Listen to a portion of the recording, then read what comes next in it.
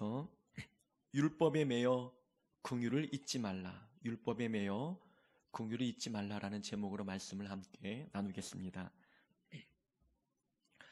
우리 삶의 많은 공동체 중에서 엄격한 규칙을 적용하는 곳이 있다면 아마 군대가 아닐까 생각이 됩니다.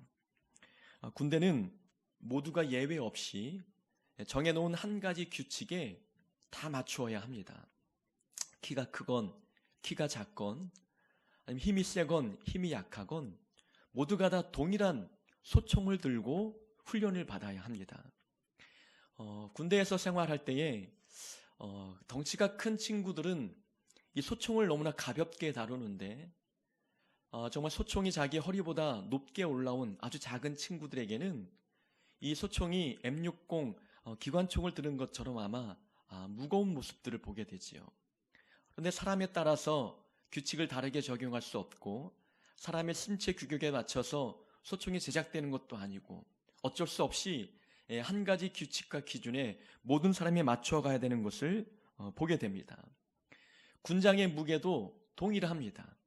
그래서 덩치가 큰 친구들은 가볍게 군장을 메고 행군하지만 키가 작고 가벼운 친구들은 등이 뒤로 휘어질 정도로 무거운 무게감을 느끼며 행군하는 모습을 보게 되지요.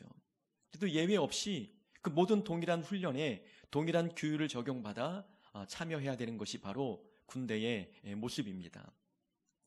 심지어는 농담 삼아 옷이 몸에 맞지 아니하면 옷에 몸을 맞춰야 된다라는 식으로 강요하듯 그 규칙을 적용하고 있는 이 군대의 모습을 보면은 규칙이 강하게 적용되는 공동체일수록 긍휼이 없다는 것입니다.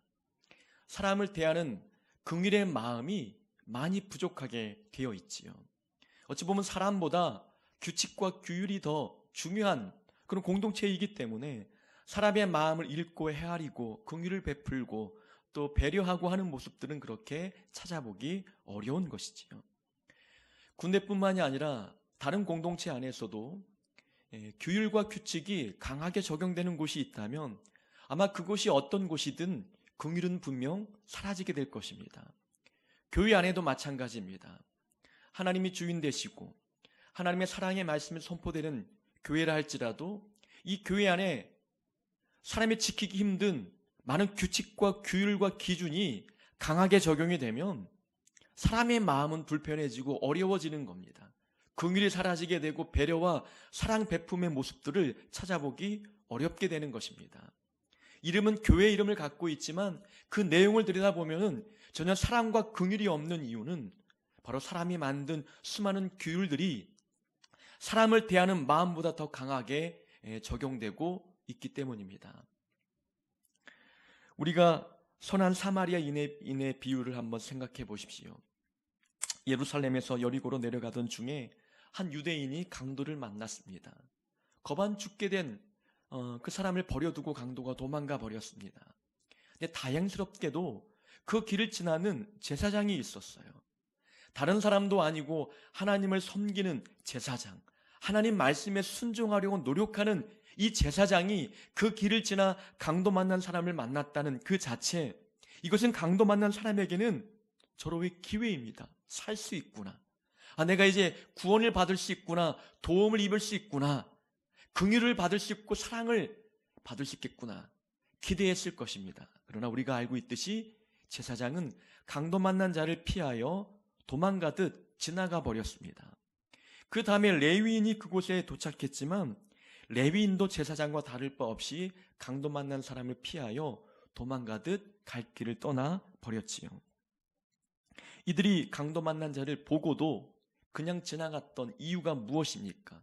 우리가 지난번에 한번 말씀을 함께 나누었는데 많은 이유 중에 가장 대표적인 이유는 율법적인 규율 때문이었습니다. 제사장과 레위인은 누구보다 하나님의 말씀, 율법에 대하여 능통한 자들이었습니다. 율법을 지키기 위해서 매우 애썼던 사람들이었기 때문에 율법에 부정한 것을 만지지 말라고 하는 율법, 그 율법을 지키기 위해서 거의 죽어가는 그 사람을 만지다가 본인이 부정해지지 않을까, 하나님의 그 말씀을 어기는 행위를 하지 않을까 염려가 되어서 거의 죽어가는 사람을 보고도 돕지 않고 도와주지 않고 도망가 버렸던 것이지요. 말씀을 많이 알면, 하나님을 섬기는 일에 열심을 다하면 누구보다 긍휼의 마음이 더 많을 것처럼 생각하지만, 선한 사마리아인의 비유에 나오는 제사장과 레위인을 보면은 꼭 그런 것만은 아니라는 것입니다. 그들은 하나님의 말씀을 알고 있지만 그 말씀을 규칙화하여 규율화시켜서 사람보다도 규칙과 규율을 더욱더 중요하게 여겼던 것입니다. 율법주의에 빠져서 기준과 규칙을 너무 엄격하게 적용하다 보니 삶의 긍휼이 부족해 버렸습니다. 이런 모습을 보면 참 의아합니다. 하나님의 말씀을 잘 지키려고 노력하는 사람들이 왜 이렇게 긍휼이 줄어들까? 왜 사랑이 부족할까? 왜 그들에게는 공감 능력이 부족할까? 이런 의아심이 들지 않습니까? 오늘날 우리 그리스도인들 안에서도 동일한 모습을 발견합니다. 어떤 이들은 고난을 당하는 자를 만나면 안타까운 마음을 갖기보다도 정죄합니다. 이건 죄의 결과야. 죄를 지었기 때문에, 뭔가 잘못했기 때문에 하나님께 벌을 받는 거야 라고 무섭게 비판하는 자들이 있습니다. 가난한 자를 바라보면서 그들을 향해서 사랑을 베풀려고 하는 마음이 생기기보다도 복을 받지 못한 이유가 그들의 게으름 때문이요, 신앙생활을 열심히 하지 않은 연고 때문이라고 정죄하는 모습, 그런 자들도 있다는 것이지요. 자신과 갈등을 일으키는 그런 사람들을 향해서는 하나님을 자신의 편으로 삼아 저주와 심판의 기도도 거리낌 없이 하는 모습들을 보여주는 자들도 있습니다. 선한 사마리아인에 등장하고 있는 제사장과 레위인과 별반 다를 바 없는 모습을 보이는 자들이 우리 주변에도 많이 있다는 것입니다. 참 놀랍고 의아스럽지 않습니까? 오랫동안 신앙생활을 했던 그리스도인들, 말씀을 많이 알고 하나님 앞에 바르게 살려고 노력하는 사람들이었는데 어찌 이렇게 그 마음이 따뜻하지 못한지, 왜 온유하지 못한지, 왜 남들보다 더 이렇게 무섭고 냉정한지, 그 이유가 우리는 궁금한 것입니다.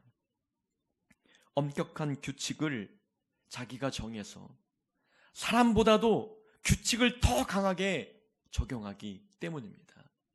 또 다른 이유가 있다면 하나님의 말씀을 삶으로 녹아내지 못하고 지식에 쌓아두기 때문입니다. 이 지식에 쌓아둔다는 것은 무엇을 의미합니까? 지식에 쌓아두면 옳고 그름을 판단하는 기준이 생겨버리는 겁니다. 그래서 그 기준을 가지고 사람을 판단하지요. 가르치려는 욕구가 더 앞섭니다. 그래서 긍휼을 베풀기보다도 가르치려고 합니다. 판단합니다.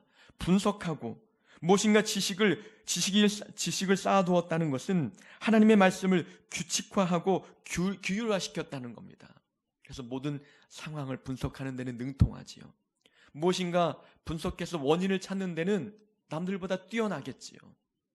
그러나 그 머리에 쌓아둔 그 하나님의 말씀은 지식이 되어서 누군가를 가르치는 욕구가 앞서고 또 누군가를 판단하는 욕망이 앞서게 됩니다.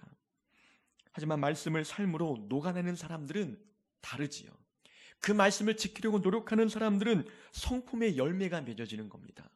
온유의 열매, 사랑의 열매, 긍휼의 열매가 맺어지게 되면 어떤 규율과 규칙보다도 사람이 보이기 시작하는 겁니다. 누구와 관계를 맺든 따뜻한 마음으로 성령의 열매를 가지고 그들과 관계를 맺는 모습들을 보게 되는 것입니다.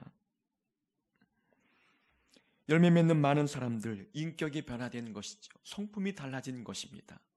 이런 사람들은 하나님의 말씀을 삶으로 녹아낸 것입니다. 하나님의 말씀을 삶으로 녹여냈기 때문에 하나님 말씀에 순종하는 것이 얼마나 어려운지 그들은 압니다. 머리에만 저장해 놓은 사람들은 순종해 본 적이 없기 때문에 그저 입으로만 가르칩니다. 그 말씀을 듣는 사람들은 삶에서 하나님 말씀을 녹여내는 것이 얼마나 어려운지 아는데 그렇게 살지 않는 사람들은 지식을 갖고 판단합니다. 왜 그렇게 못 사느냐고 야단치고 가르치게 되는 것이지요. 그러나 삶으로 말씀을 녹여낸 자들은 이 성도들이 삶의 자리에서 얼마나 말씀을 지키기 위해서 고군분투하는지 이해합니다. 납득하는 거죠. 실수하고 넘어져도 그래도 그 모든 것이 사람이 연약하다는 증거라는 것을 깨닫고 위로하고 격려하는 데 에너지를 많이 쏟게 되는 것이지요. 이해하는 겁니다. 나도 그렇게 말씀 앞에 순종하는 것이 어렵다는 것을 경험했기 때문에 공감하는 능력이 더 올라가게 되는 것이지요. 성경 말씀을 지식에만 쌓아오던 자는 긍휼이 부족해지는 법입니다. 또 하나가 있다면 잘못된 신앙 기준을 갖고 살기 때문이에요.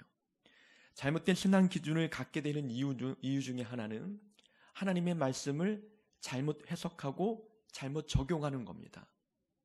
그래서 누군가 이 율법 교사들, 바리새인들, 제사장들, 레위인들 모두 하나님의 말씀을 다 빠삭히 알고 있는 자들이에요. 근데 그들 마음에 긍휼이 없는 이유는 하나님의 말씀의 의도를 잘못 해석하고 잘못 적용하기 때문에 그렇습니다. 자, 안식일을 지켜야 되는 규율이 39항 정도가 된다고 말합니다. 하나님께서 안식일을 기억하여 거룩히 지키라 말씀하셨거든요. 그들은 그 말씀을 어떻게 해석했습니까? 안식일을 지키는 방법이 무엇일까? 규칙을 찾기 시작하는 겁니다. 여러 가지 항목을 만들어서 이 항목을 다 지키는 것이 안식일을 거룩히 지키는 걸로 착각하는 것이지요. 근데 하나님이 말씀하는 이 안식일은 무엇입니까? 예수님께서 말씀하셨습니다. 안식일이 사람을 위해서 존재하는 것이지 사람이 안식일을 위해서 존재하는 것은 아니다 말씀하셨어요. 그러니까 우리를 위해서 안식일이 존재하는 겁니다. 왜 그렇습니까? 우리에게 말 그대로 안식을 주기 위함인 거예요. 6일 동안 열심히 일을 했기 때문에 그 6일 동안 일한 그 보상으로 하나님과의 관계를 이 안식일에 맺어가며 위로와 평안과 안식을 얻게 되는 거예요. 안식일을 거룩히 지킨다는 것은 하나님과의 관계에서 안식을 얻는 걸 의미하는 겁니다. 하나님 바라보면서 하나님과의 관계를 통해서 하나님을 의지하고 평안을 얻는 그것이 안식일을 지키는 거였어요. 근데 율법 교사들은 안식일을 지킨다는 이 말을 율법 규칙을 지키는 걸로 해석했지요. 근데 하나님 말씀하는 의도는 하나님과의 관계에서 이 안식일을 지키는 이 개념들을 찾으라는 말씀이었습니다. 율법화, 규율화시키는 것이 아니라 관계라는 것입니다. 하나님과의 관계를 통해서 평안을 얻는 것이 이 안식일을 거룩히 지키는 것입니다. 또 한 가지는 신앙생활이 아닌 종교생활을 하고 있기 때문에 이 긍휼이 사라지는 겁니다. 이 믿는 자들에게 왜 긍휼이 부족할까? 정말 하나님이 원하시는 신앙생활을 살아간다면 어찌 삶에서 사랑 실천이 불가능하겠습니까? 근데 많은 사람들이 종교생활을 하고 있기 때문입니다. 신앙생활은 내 삶 전부가 신앙생활이 되어야 된다는 것이죠. 일요일만, 주일만 신앙생활하는 게 아니라 모든 날, 모든 시간이 하나님을 예배하는 신앙생활이 되어야 된다는 것입니다. 그런데 이 종교생활은 교회 오는 시간만 하나님을 예배하는 거잖아요. 일요일만 하나님께 봉사하고 성도답게 생활하고 삶의 자리에 돌아가서는 전혀 다르게 살아가는 이 이중적인 삶의 모습들, 이것은 바로 신앙생활이 아닌 종교생활을 하고 있기 때문입니다. 하나님께서 안식일을 거룩히 지키라는 말씀은 6일 동안은 내 마음대로 살다가 안식일만 하나님을 위해서 거룩히 살라는 게 아니잖아요. 6일 동안 열심히 자기에게 주어진 자리에서 열심을 다하여 일하다가 다시금 하나님 앞에 나와 6일 동안 열심히 일하게 하신 하나님 앞에 감사하고 또 다음 6일을 열심히 살도록 영적인 힘을 공급받도록 안식일을 마련해 주는 거예요. 그러니까 안식일만 하나님의 날이 아니라 나머지 6일도 하나님 앞에 주어진 자리에서 충성을 다하여 살아야 할 그 6일도 하나님의 날이라는 겁니다. 그런데 이 율법 교사들, 유대인들은 안식일만 거룩히 지키면 된다고 생각합니다. 그러다 보니 안식일만 신앙생활을 하는 것처럼 생각을 하는 것이지요. 오늘날에도 주일은 일요일만 주일이 아니라는 것입니다. 일요일만 주일이라고 생각하니 주일날만, 일요일 날만 하나님을 예배하는 거예요. 그날만 그리스도인답게 살려고 노력한다는 것이지요. 그러나 모든 날이 주님의 날인 겁니다. 그런 개념을 갖고 살기 시작하면 모든 날이 신앙생활이 되는 겁니다. 모든 날이 하나님 앞에 나와 예배했던 예배당 안에서의 삶 그대로 자기의 삶에서 하나님을 예배하게 되는 것이지요. 일요일만 예배하는 자들은 종교 생활을 하고 있는 거예요. 그러니까 본문에 나와 있는 수많은 종교 지도자들이 안식일에 여러 규율을 만들어 그것을 가지고 사람을 정죄하고 비판하는 이유들은 그들은 마음에 긍휼이 없는 겁니다. 그 자체가 종교 생활을 하고 있기 때문에 삶에 긍휼과 사랑이 보이지 않았던 것입니다. 신앙생활은 내 삶 전체를 하나님께 예배 드리는 것입니다. 삶에서 그래야 긍휼이 흘러나오게 되는 것이지요. 오늘 본문에서도 말씀을 많이 알고 있었던 이 회당장이 예수님께서 귀신 들려 병든 여인을 고쳐주자 감사하고 기뻐하기는커녕 분노합니다. 분노하면서 무리에게 이르되 일할 날이 엿새가 있으니 그동안에 6일 동안 와서 고침을 받되 안식일에는 병고침 받을 생각을 하지 말라고 백성들을 책망하고 있는 모습을 보게 되지요. 그 마음속에 긍휼이 없는 것입니다. 자, 본문을 보면 예수님께서는 18년 동안 귀신 들려 앓으며 꼬부라져 조금 더 펴지 못하는 한 여인을 고쳐주셨습니다. 이 누가복음의 저자는 누가였지요. 의사였습니다. 그래서 의사는 이 본문에 나와 있는 여러 병자들의 상태를 아주 구체적으로 설명합니다. 이 누가가 볼 때, 의사가 볼 때의 이 여인의 병의 원인은 사고도 아니고 질병 때문이 아니라 이 영적인 문제라고 진단하고 있는 거예요. 귀신이 들려서 고부라져 있다는 것입니다. 귀신이 들렸다는 것은 사람의 힘으로, 의학의 힘으로 고칠 수 없는 이 병을 여인이 갖고 있다는 거예요. 의사가 그렇게 진단하는 겁니다. 근데 예수님이 사람이 고칠 수 없는 것, 이 병을 눈앞에서 고쳐주셨어요. 이것은 무엇을 의미합니까? 이 귀신을 제압할 수 있는 이 신적인 권위와 능력이 예수님께 있다는 것을 분명히 보여주고 있는 것입니다. 그래서 그 주변에 있는 많은 사람들이 18년 동안 고침받지 못한 여인이 병이 떠나가고 회복되는 역사를 보았을 때에 예수님을 믿어야 되는데 이 회당장은 그 놀라운 상황 앞에서 분노하고 있다는 것입니다. 함께 기뻐하지 않는 이 모습. 왜 그럴까라는 것입니다. 이 사람에게 문제가 무엇이고 이에게 신앙생활은 도대체 어떤 종류의 신앙생활을 하고 있느냐라는 거예요.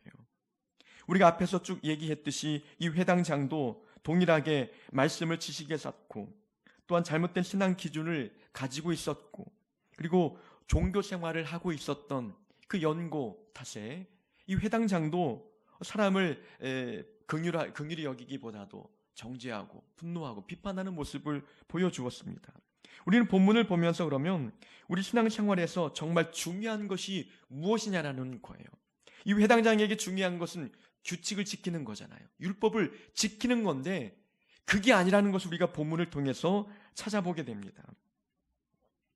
예수님께서 이 여인의 병을 고쳐주셨습니다. 그때 이 여인이 고침을 받고 13절에 보면 여자가 곧 펴고 하나님께 영광을 돌리는지라. 신앙생활의 궁극적인 목표가 무엇입니까? 그것은 하나님께 영광 돌리는 삶을 사는 겁니다. 어떤 기준을 잘 지키는 것도 아니에요. 어떤 규율을 잘 지켜내는 것, 그것이 신앙생활의 목표가 아닌 것입니다. 내 삶 전체를 도구 삼아 하나님의 영광을 높여드리는 그것이 우리 신앙생활의 목표가 되는 겁니다. 내게 은혜 베푸신 하나님 앞에 감사를 표현해서 영광을 올려드리는 거예요. 모든 도움이 하나님께로부터 왔음을 인식하고 하나님을 전적으로 의지하는, 그래서 하나님이 공급하시는 기쁨으로 사는 그 자체가 하나님의 영광을 높여드리는 것입니다. 13절에 나와 있는 하나님께 영광을 돌리는지라, 이 문장의 원문의 의미를 보면 이 여인은 계속적으로 하나님께 영광을 올려드렸다는 표현이 담겨 있어요. 이 여인의 앞으로의 삶이 하나님께 영광을 올려드리는 삶을 살고 있다는 겁니다. 그전에는 땅만 쳐다보는 인생이었어요. 하늘을 한 번도 쳐다볼 수 없는 그런 삶이었는데 예수님이 고쳐주시자 하나님을 바라볼 수 있고 하늘을 쳐다볼 수 있는 인생이 되었습니다. 그러니 이제 남은 인생은 하나님의 영광을 위하여 살아가는 존재가 되었습니다. 하나님이 원하시는 삶의 모습은 바로 이러한 모습이에요. 그런데 회당장은 그의 목표가 무엇입니까? 우리가 정한 안식일을 지키라는 이 규율이 그 어떤 것보다도 중요하다고 생각하고 있는 거예요. 그 기준만, 정해진 기준만 잘 지키면 아무 문제 없다 생각을 하는 것이지요. 주일 성수하고 헌금을 잘 드리고 11조 드리고 봉사하고 전도하면 그래도 교회에서 원하는 그런 신앙생활의 내용이 그러한 것들이니까 그것만 잘하면 아무 문제 없겠다? 그게 아니잖아요. 우리는 무엇이 답인지 알고 있습니다. 11조를 드리는 것보다, 주일 성수하는 것보다 더 중요한 것은 내가 내 삶을 도구 삼아 하나님의 영광을 위하여 살아드리는 겁니다. 감사를 표하고 의지하고 이웃을 사랑하고 정직하게 살고 내 삶의 분야에서 최선을 다하여 사람들에게 본이 되는 삶을 사는 것. 그래서 하나님의 이름에 먹칠하는 게 아니라 나를 통해 하나님의 이름이 높임받는 삶을 살아가는 것, 그것이 신앙생활의 목표입니다. 하나님이 원하시는 것입니다. 얼마나 성경을 많이 읽었는지, 남들보다 얼마나 많은 위대한 봉사와 업적을 남겼는지, 그것은 중요한 것이 아닙니다. 우리는 한 가지 목표를 갖고 살아야 돼요. 하나님의 영광을, 하나님께 영광이 되는 삶을 사는 것. 그것이 우리 신앙생활의 목표가 되어야 되는 것입니다. 무엇인가 선택의 기로에 놓일 때마다 한 가지만 생각하면 돼요. 어떤 것을 선택하는 것이 하나님께 영광이 되느냐. 이것이 무엇보다 중요한 겁니다. 앞에 서두에 말씀드렸던 선한 사마리아인의 비유를 다시 생각해 보면은 제사장이 강도 만나 죽어가는 사람을 보고 그냥 지나갔어요. 어떻게 하는 게 하나님께 영광이 되는 일인지를 생각했다면 선택이 달라졌겠지요. 근데 제사장은 율법을 지키는, 자기들이 사람이 만든 기준을 지키는 것이 더 중요하다고 판단했어요. 그래서 피하여 지나가고 말았습니다. 이 강도 만난 자를 도와주고 사랑을 베풀면 이 사람도 하나님께 영광을 올려드리고 또 하나님도 기쁘게 그 영광을 받으시는 것 아니겠습니까? 예수님은 우리에게 말씀하는 겁니다. 신앙생활에 중요한 것은 하나님께 영광이 되는 삶을 살아가는 것입니다. 예수님께서는 나인성 과부의 아들이 죽었을 때 그 아들을 살려준 그런 기적도 베풀어 주셨지요.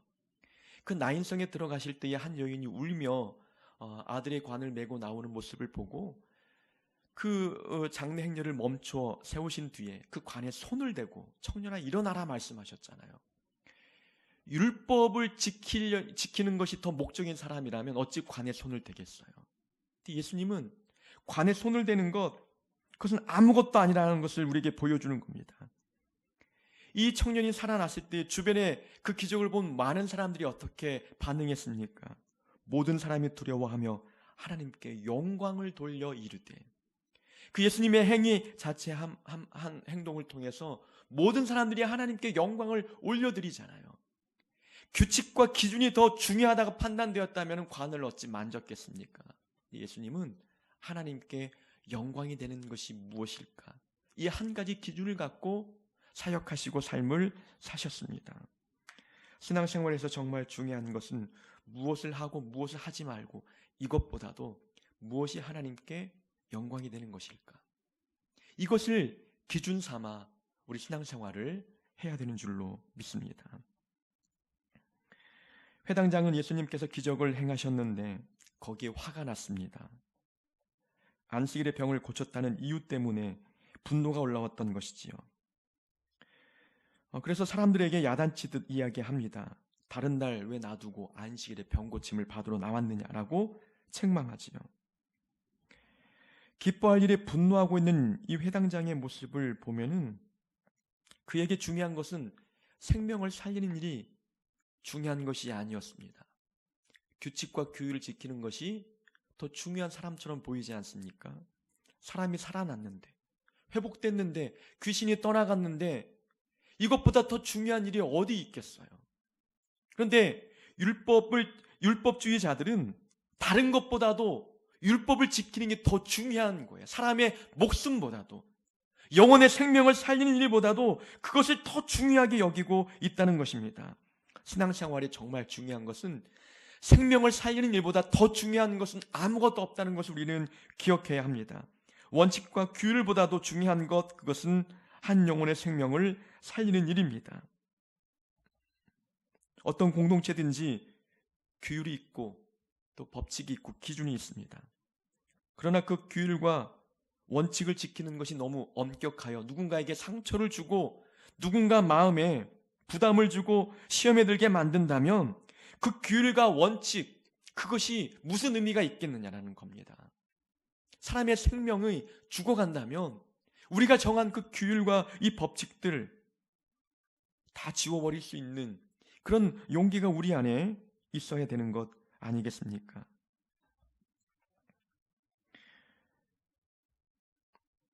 어제 개척하셨던 한 전사님이 영주에서 여기까지 오셨어요.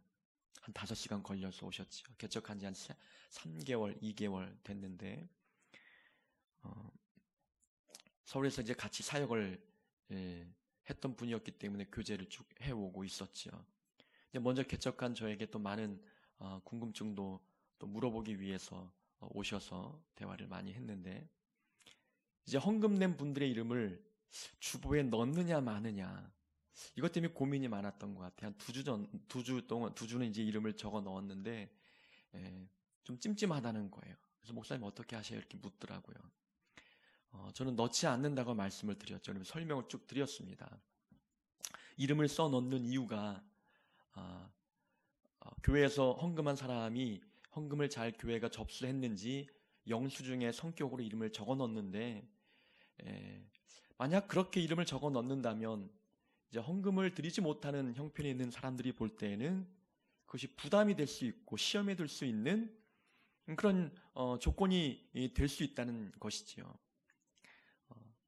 헌금을 냈는데 접수가 잘 됐는지 안 됐는지 영수증의 성격 때문에 주보 이름을 넣는다면 주보 이름을 굳이 넣지 않고도 사무실에 와서 확인해도 되고, 혹 사람의 실수 때문에 내가 드린 헌금이 접수가 잘 되지 않았다 할지라도 그것은 그렇게 중요한 것이 아니라고 말씀을 드렸어요. 한 사람의 생명이 시험에 들지 아니하고 마음 평안히 신앙생활을 할 수 있다면 내가 드린 헌금 한번 누군가 잃어버린다 한들 생명을 살리는 일이라면 나는 그게 더 가치 있다라고 말씀을 드렸어요.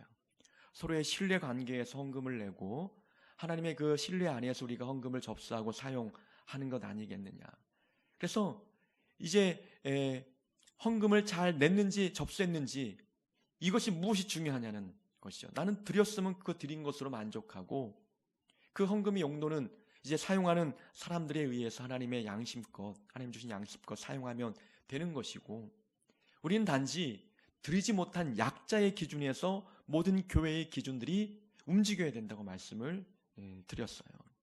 어떻게 이제 결정을 할지는 이제 그분의 몫이지만 드리고 싶은 말씀은 그거라는 겁니다. 우리가 정한 기준과 규칙 때문에 누군가 시험에 들고 누군가 상처를 입는다면 차라리 그 기준과 규칙을 바꾸는 게 더 낫다는 것이요. 율법주의자들이 율법을 지키기 위해서 한 생명이 살아났는데 책망하고 분노하고 있다는 것입니다. 규칙과 규율에 너무 매여 있는 것이지요. 예수님이 이 땅에 오셔서 하신 사역의 목적이 무엇입니까? 묶인 자를 풀어주는 사역이었어요. 귀신에 매여 있는 자에게 자유를 주신 겁니다.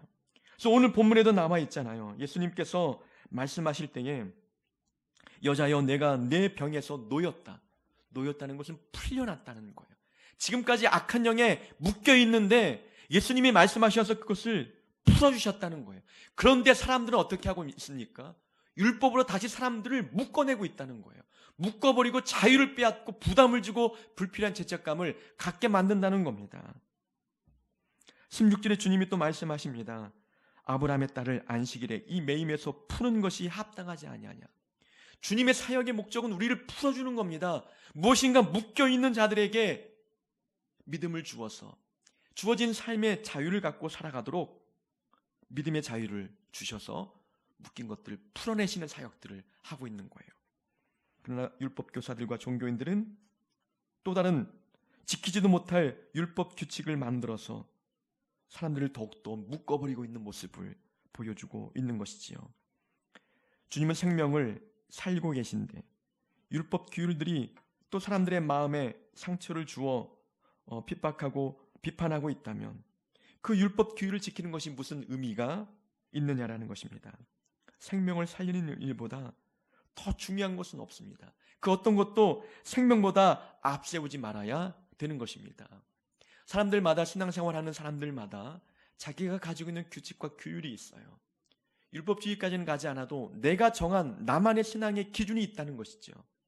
그런데 그 기준 자체가 너무 강요되어지고 누군가를 판단하고 정죄하는 데 쓰여지고 있다면 그게 율법주의와 다를 바가 없는 것입니다.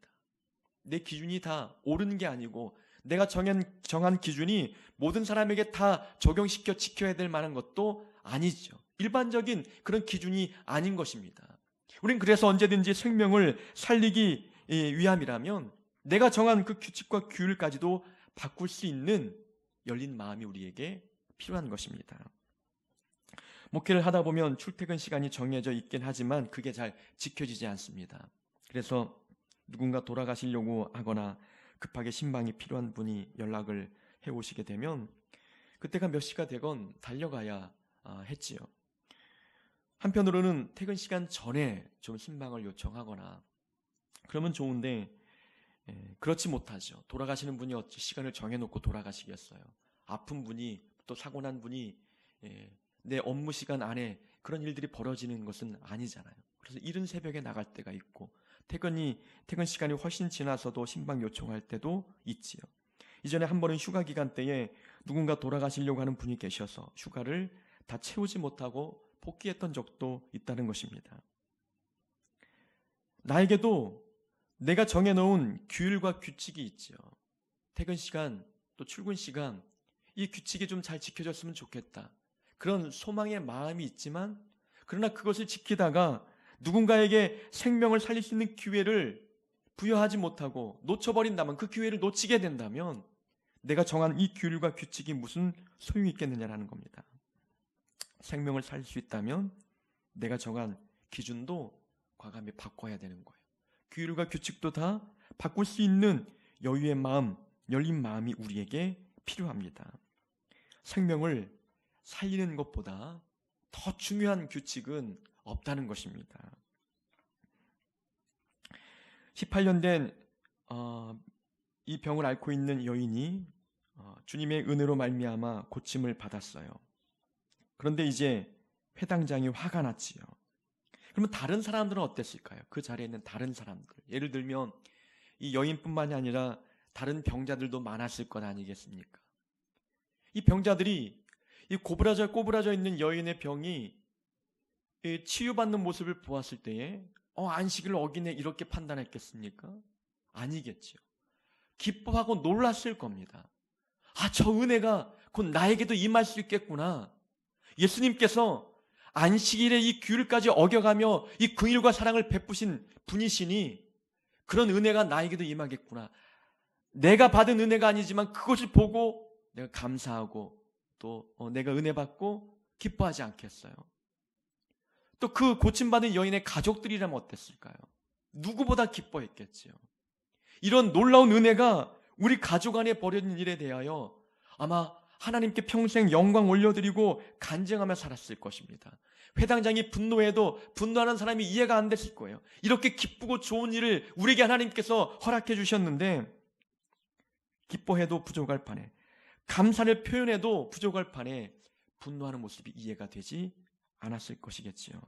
이 회당장의 문제는 그것입니다.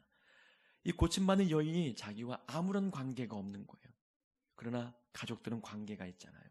그리고 옆에 있는 또 다른 병자도 동병상련의 그 아픔을 겪은 무엇인가 동질감을 느끼는 그런 관계라는 거예요. 그런 관계에 있으면 이 병고침 받은 여인을 보고 어찌 그것을 같이 기뻐하지 않을 수 있겠습니까? 예수님께서 분노하는 이 회당장에게 말씀합니다. 외식하는 자들아, 너희가 각각 안식일에 자기의 소나 나귀를 외양간에 풀어내어 이끌고 가서 물을 먹이지 아니하느냐. 그러니까 안식일의 이 규정을 보면 참 애매한 부분이 많았습니다. 안식일에 누군가 이제 병들어서 병을 고치는 일은 일이라고 생각해서 율법을 어긴 게 되는데, 이 가축들은 안식일에도 물을 마실 수 있도록 물 있는 곳을 끌고 가는 것은 허용이 되었어요. 다만 이 짐승들이 가축 등에 짐을 실지만 않는다면, 짐만 얹혀놓지 않는다면 충분히 물을 마시게 하는 것은 가능했어요. 또 사람이 곧 지금 조치를 취하지 않으면 죽을 사람이다 라면 이제 허용이 됐죠. 고칠 수 있도록. 그러나 이 여인은 18년 동안 앓고 있는 여인이었어요. 만성질환이라죠. 질환인 거죠. 어찌 보면 오늘 안 고쳐도 죽음에는, 생명에는 아무런 하자가 없기 때문에 내일 고쳐도 되는 여인이라는 겁니다. 참 희한하지요. 사람의 목숨이 오늘 어떻게 될지 모르는데, 오늘 고침받을 수 있는 기회가 있을 때에 고침받으면 그것이 좋은 일일 텐데 그런 규칙을 만들어 놓고 있지요. 어찌 보면 이 소나 나귀보다도 사람이 더 못한 대우를 받고 있는 것 같습니다. 이 15절에 보면은 자기의 소나 나귀를 외양간에서 풀어내어 이끌고 가서, 자기의 소이기 때문에, 자기의 나귀이기 때문에 자기의 소나 나귀는 굶으면 안 되는 거죠. 목마르면 안 되는 겁니다. 목말라 죽으면 안 되기 때문에 그것들은 허용하고 있었다는 것이지요. 그런데 한 여인이 18년 동안 하늘을 보지 못하고 살아왔어요. 어둠의 영에 붙잡혀서 자유함을 누리지 못하고 살고 있었어요.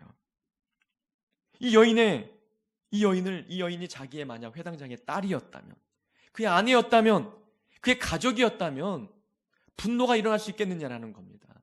문제는 자기의 소와 나귀는 물을 마셔도 되지만 사람의 관계도 나와 관계없는 사람이라면 그가 병고침을 받아도 그것은 기쁨이 되지 않고 있는 이 회당장의 모습을 보여주고 있는 것이죠. 신앙생활의 중요한 부분은 서로와 서로와의 관계가 형제 자매가 되어야 되는 겁니다. 나의 동료, 나의 가족, 나의 동생, 이렇게 어른들을 나의 부모처럼 대하고, 동료를 나의 형제처럼 대하고, 어린 분들을 나의 아들, 딸과 때로는 동생처럼 대하는 마음이 있으면 그가 병고침을 받을 때 함께 기뻐하지 않겠느냐라는 거예요. 소나 나귀도 내 것이면 물을 마시게 하는데 어찌 사람이 병고침을 받았는데 기뻐하지 않습니까? 나와 아무런 관계가 없다고 여기기 때문이에요. 하나님의 말씀을 많이 아는 사람이, 율법을 그래도 잘 지키며 하나님을 섬기겠다고 노력했던 사람이 이 병자와의 관계가 전혀 나와 무관한 소나 나귀보다도 못한 관계를 맺고 있었다는 것입니다. 신앙생활에서 중요한 것은 관계입니다. 이 관계가 형제 자매의 관계가 될 때에 그 사람이 받은 은혜를 보고 함께 기뻐할 수 있는 것입니다. 이 긍휼의 마음, 그래서 관계에서 나오는 거예요. 나와 관계가 있으면 그를 불쌍히 여기고 긍휼히 여기는 마음이 가능해지는 것입니다. 회당장의 문제, 어떤 관계도 형성이 되어 있지 않다고 느껴지니 이 불쌍한 환자를 바라보고도 긍휼의 마음이 있지 않았던 것입니다. 율법의 핵심은 사랑입니다. 하나님의 모든 말씀의 주제는 사랑이지요. 하나님의 말씀에 순종하고 그 말씀대로 사는 사람의 삶의 모습은 사랑이 드러나야 되는 것입니다. 그러나 우리가 신앙생활하며 나름 규칙을 갖고 신앙생활 하는 분들이 많지만 그 규칙이 너무 지나치게 강조되어지고 그 규칙을 남에게 강요시키다 보면 긍휼을 잃어버릴 수도 있습니다. 자기 자신에게는 엄격한 기준을 갖다 대어도 무방하지만 상대방에게는 좀 더 원활한 기준을 갖고 대하는 것이 긍휼의 마음을 잃지 않는 방법 중에 하나입니다. 우리는 신앙생활을 하면서 규율과 규칙에 매이기보다도 하나님께 영광이 되는 삶이 무엇인지를 기준 삼아 삶을 살아가야 합니다. 또 그 무엇보다도 생명 살리는 것보다 중요하지 않다는 것을 우리는 기억해야 합니다. 그리고 옆에 있는 그 사람을, 그 고통당하고 있는 사람을 내 형제요, 내 자매라고 하는 생각을 갖고 살아가야 합니다. 그래야 우리 안에 긍휼이 풍성히 일어날 줄로 믿습니다.